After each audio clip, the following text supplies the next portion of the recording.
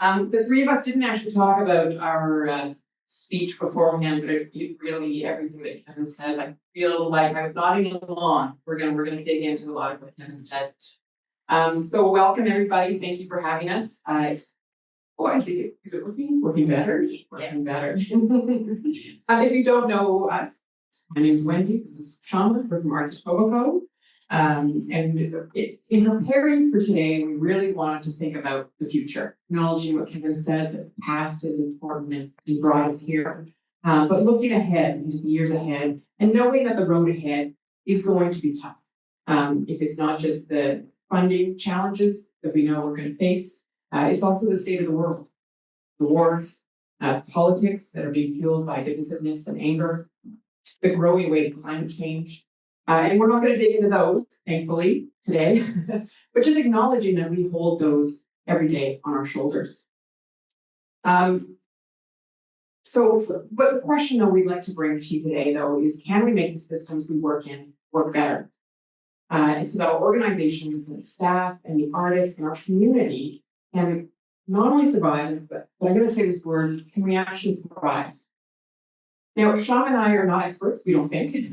We're here to help open the space, to ask questions, to invite all of you to think together, to all of us to think together about how we can do things differently, because I think we have to do that. And the city, the world, it doesn't seem like it's getting easier. So today, we're going to focus on two things, leadership and partnership. And before we dig into that, I'm going to pass it on to Kshama, who's going to introduce us a little further. Thanks, everyone. I am Kshama Patel, I'm Etobicoke, and I think just a little bit of background of where we're coming from. We've been on this journey of diversity, inclusion, equity, DEI, EDI, and for us, this journey has really been about how do we get these principles in practice.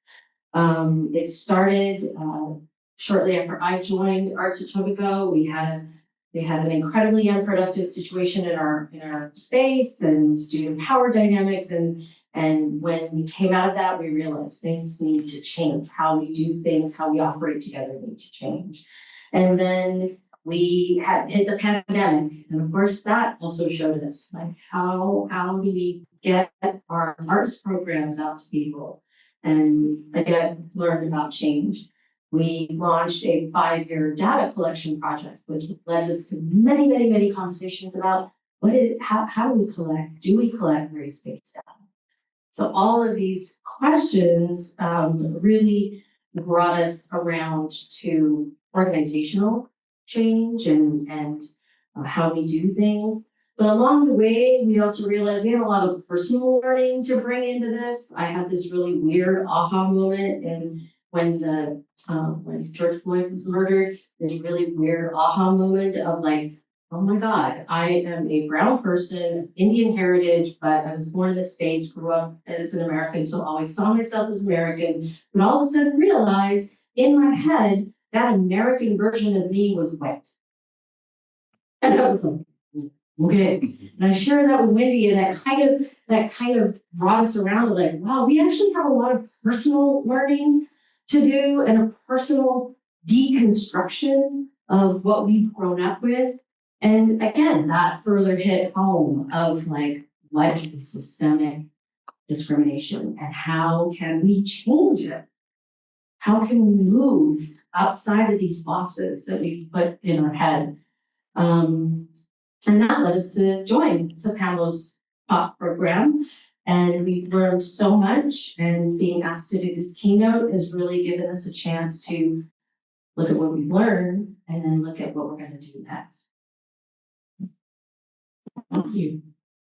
I'd like to spend a little bit of time reflecting on leadership.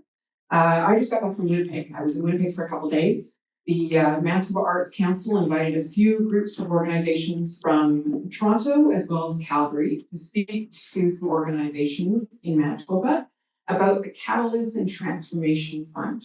So that's a grant that you can get in Toronto. Calgary has a very similar grant that looks at working differently.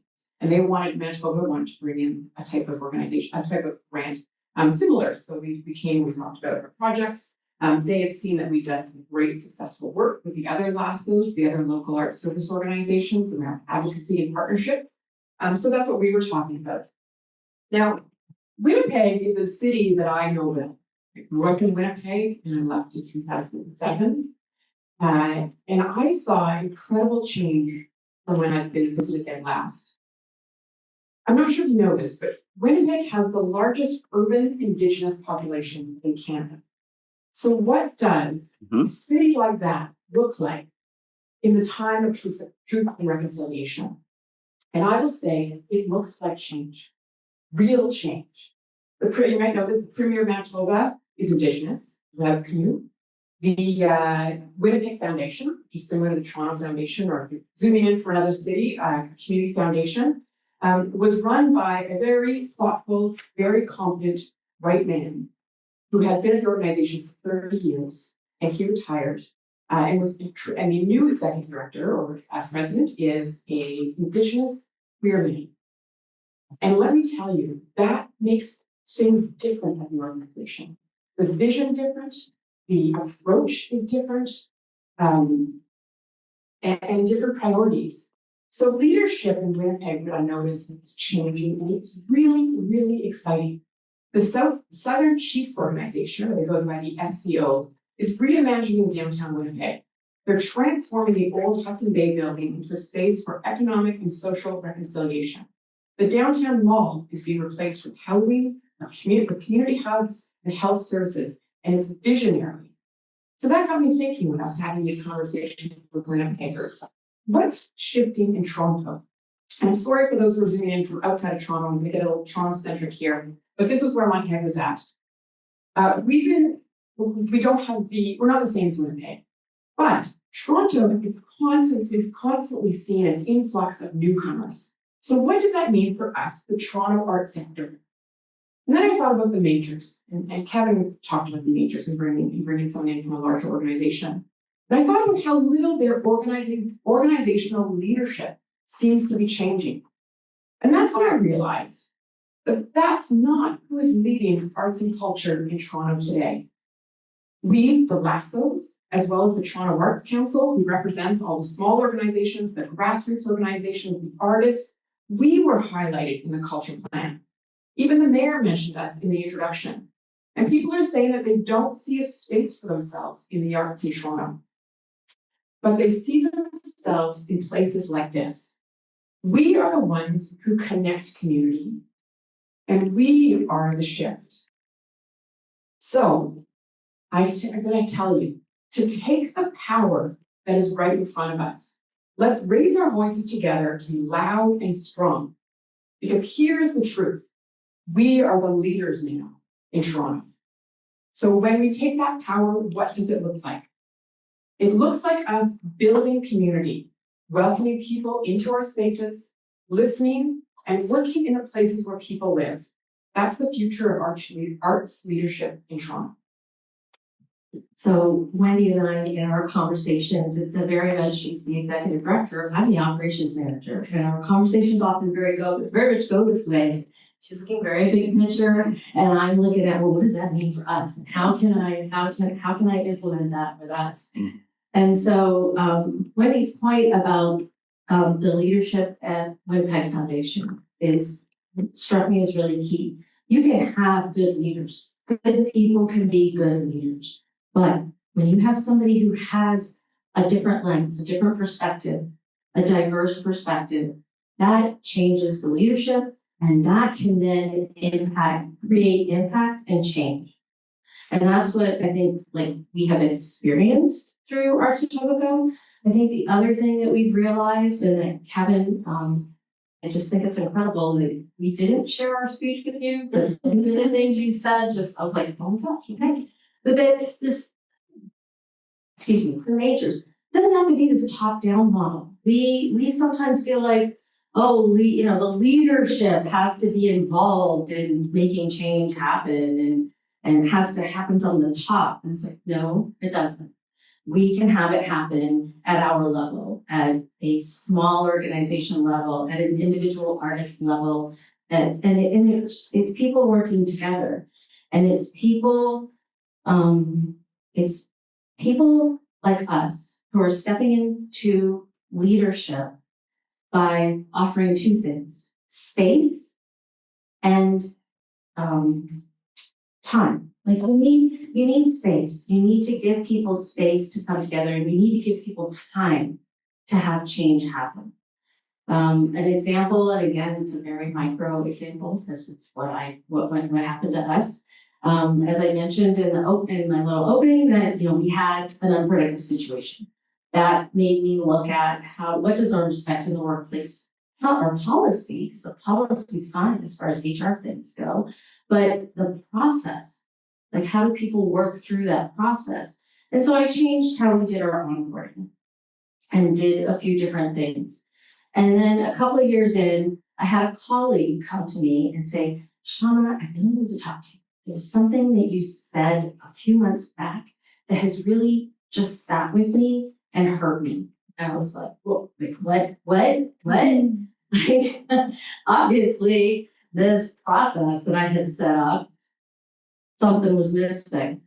And I realized, gave her space, didn't say like, oh my God, that's not what I meant. No, it was a learning for me. And it made me realize that we need to have continual learning space in our organization in order for people not to sit on things for months before they bring it up to their colleagues, So you have to give learning space and time, and then change can happen. I think the other thing about impactful leadership is that leadership is shared. Wendy's great because she's the executive director, but she knows like she can't do everything. So she's got some things, I've got some things, our staff have other things that we're responsible for, that we push, that we take ownership of and move forward on. And I think that when we realize that we don't have to be leaders on our own, we can be leaders together. We do this with our community all the time. We don't come to a neighborhood and say like, hey, this would be a great place to have a park party. We kind of like, okay, this park is available, this space is here. Who are the organizations that are in this neighborhood? Who are the people that come and utilize this park? Let's talk to them first. Let's see what they want. Give them the opportunity to direct what we might be able to do. Let them take that leadership. So when you share that, then you have amazing things happen, and then you have impactful things happen, and change can happen. Yeah. And I think that's, partnership was the other thing I wanted to talk about. Yeah. We're not going to fight each other anymore. And we made a commitment. We were all over our funding levels until the pot grew. Even the two organizations that were up for increases, and these two organizations had to go back to their board and explain that. And then we started to advocate together really hard. We were all, it was crazy. And so we all got included in the mayor's election campaign that there should be an increase in the blast dose. And let's be real, that would not have happened if we weren't working together. So imagine what's possible. This is 6 organizations. Imagine 20 organizations across the city, tons of artists all working together, advocating together. And that's what we need to build. We need a space where there's no competition, where leadership is shared, where voices are heard, and where diverse perspectives are our strength, because they are. To kind of circle back to where we go from here. And I think this kind of conversation has been coming. I was here at the Gathering Divergence Conference 2 years ago in 2023 when Senator Fairchild gave the keynote. And in that keynote, she said that the terms EDI, the acronyms, EDI, BIPOC, IPCOC, POC, they box us in. And they make us competitive against each other. Just like the order in which, whether it's BIPOC or IPCOC or that thing, that just puts us in, as Wendy said, that competing against each other doesn't help. And she really just talked about the idea that these acronyms, these terms, they keep us at a surface level. They don't let you dig deep. And now with so many political leaders, the political landscape shifting seemingly against all of these things, does that mean it's going away? Does that mean they're going to erase it? No.